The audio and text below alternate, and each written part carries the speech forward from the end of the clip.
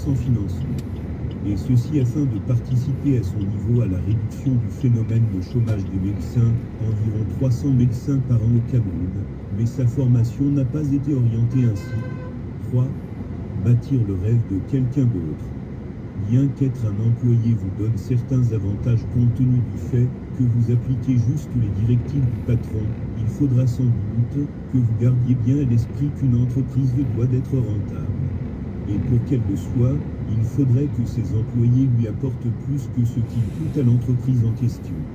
Vous n'aurez jamais un retour de 100% de ce que vous apportez à l'entreprise, qu'importe votre salaire.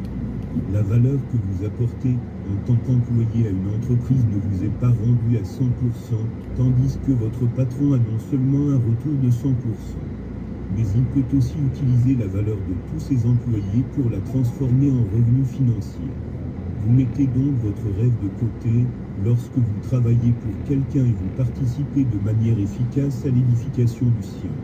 J'imagine que vous pensez à vos rêves lorsque vous rentrez chez vous le soir fatigué, épuisé d'une journée de travail, ou juste quelques minutes avant d'aller travailler à nouveau le matin, et pendant toute votre journée, vous participez de toute votre force, de toute votre intelligence, et surtout de toute votre détermination à la construction du rêve de votre patron.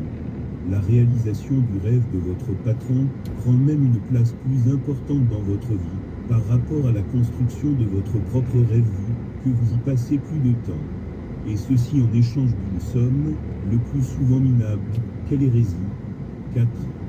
Le syndrome du locataire et de cocon. Le syndrome du locataire.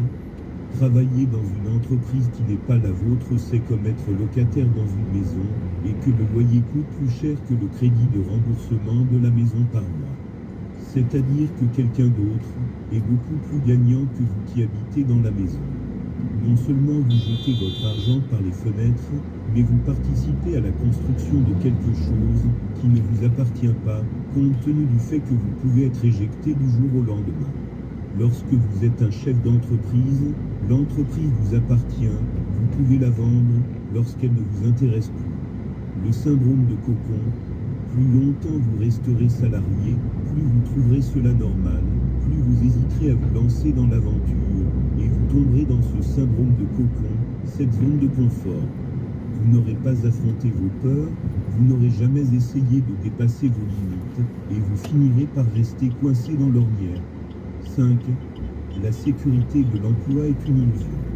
Florence Aubenas, brillante journaliste française, m'a écrit un jour lors d'une conversation par email. Claudel,